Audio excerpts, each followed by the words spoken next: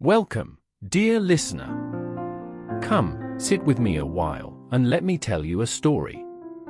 A story of war and peace, of death and life, of how nature heals what man destroys.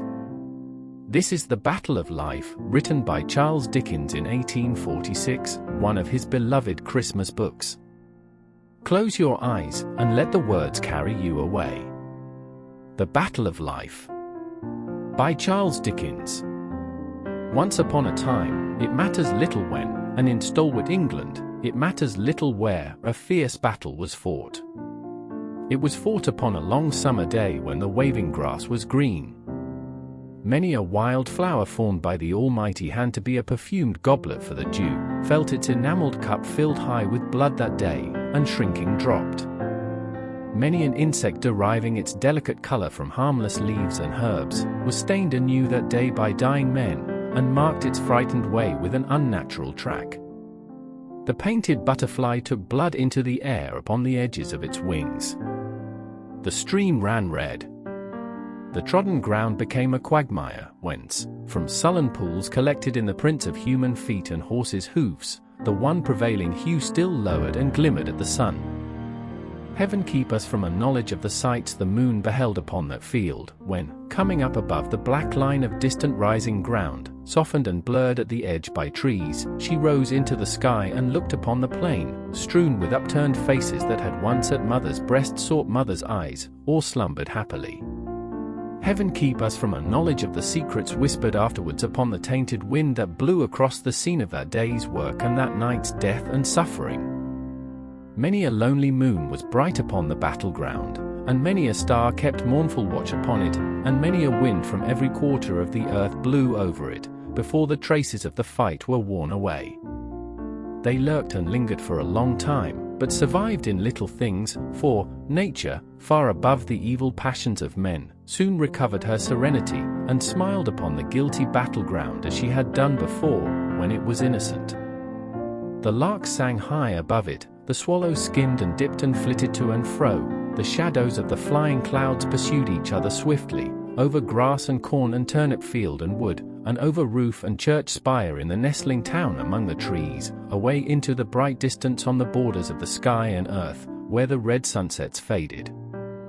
Crops were sown, and grew up, and were gathered in, the stream that had been crimsoned, turned a watermill, men whistled at the plough, gleaners and haymakers were seen in quiet groups at work, sheep and oxen pastured, boys whooped and called, in fields, to scare away the birds, smoke rose from cottage chimneys, Sabbath bells rang peacefully, old people lived and died, the timid creatures of the field, the simple flowers of the bush and garden, grew and withered in their destined terms, and all upon the fierce and bloody battleground, where thousands upon thousands had been killed in the great fight.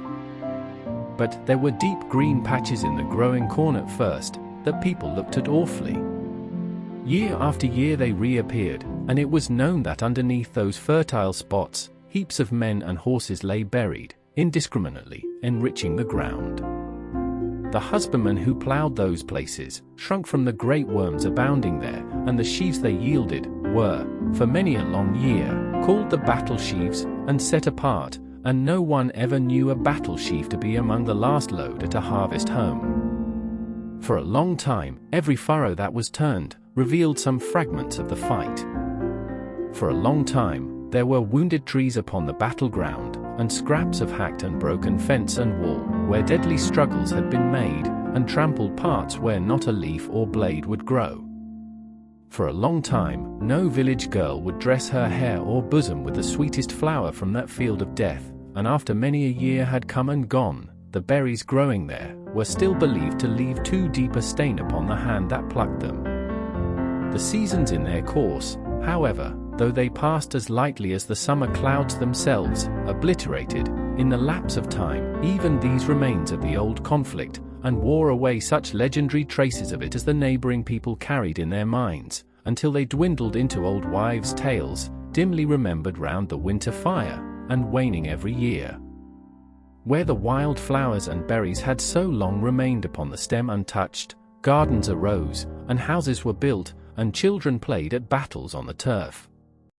The wounded trees had long ago made Christmas logs, and blazed and roared away. The deep green patches were no greener now than the memory of those who lay in dust below. The plowshare still turned up from time to time some rusty bits of metal, but it was hard to say what use they had ever served, and those who found them wondered and disputed. An old dinted corselet and a helmet had been hanging in the church so long that the same weak half-blind old man who tried in vain to make them out above the whitewashed arch had marveled at them as a baby. If the host slain upon the field could have been for a moment reanimated in the forms in which they fell, each upon the spot that was the bed of his untimely death, gashed and ghastly soldiers would have stared in, hundreds deep, at household door and window, and would have risen on the hearths of quiet homes, and would have been the garnered store of barns and granaries, and would have started up between the cradled infant and its nurse, and would have floated with the stream, and whirled round on the mill, and crowded the orchard, and burdened the meadow, and piled the rickyard high with dying men. So altered was the battleground, where thousands upon thousands had been killed in the great fight. Nowhere more altered, perhaps, about 100 years ago, than in one little orchard attached to an old stone house with a honeysuckle porch, where, on a bright autumn morning, there were sounds of music and laughter, and where two girls danced merrily together on the grass, while some half-dozen peasant women standing on ladders, gathering the apples from the trees, stopped in their work to look down and share their enjoyment. It was a pleasant, lively, natural scene, a beautiful day, a retired spot, and the two girls, quite unconstrained and careless, danced in the freedom and gaiety of their hearts. If there were no such thing as display in the world, my private opinion is, and I hope you agree with me, that we might get on a great deal better than we do, and might be infinitely more agreeable company than we are. It was charming to see how these girls danced. They had no spectators but the apple pickers on the ladders.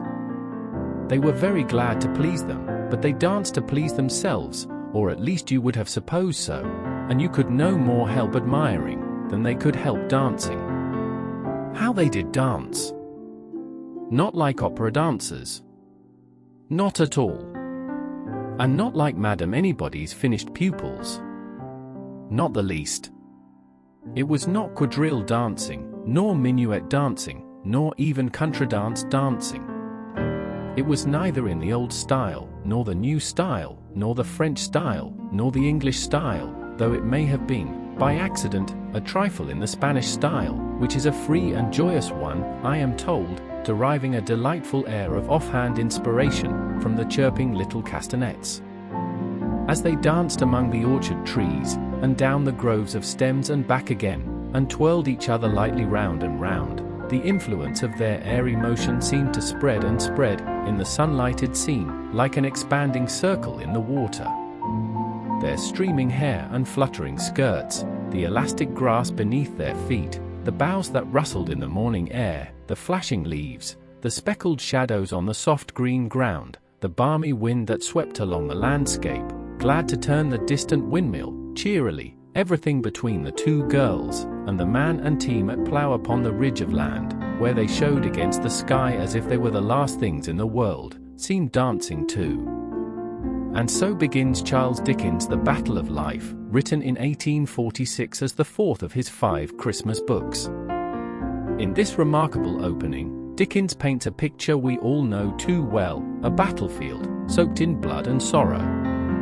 But then, something beautiful happens. Nature, patient and forgiving, slowly reclaims the land. The grass grows back. The birds return. Children play where soldiers once fell. And in the very orchard where the dead once lay, 2 young girls dance freely, full of joy, as if the earth itself had forgotten its pain. It is a story about time, about healing, and about the triumph of life over destruction. A reminder that no matter how dark the battle, life always finds a way to dance again. Thank you for listening. If you enjoyed this reading, please subscribe and leave a like. Until next time, take care and keep reading.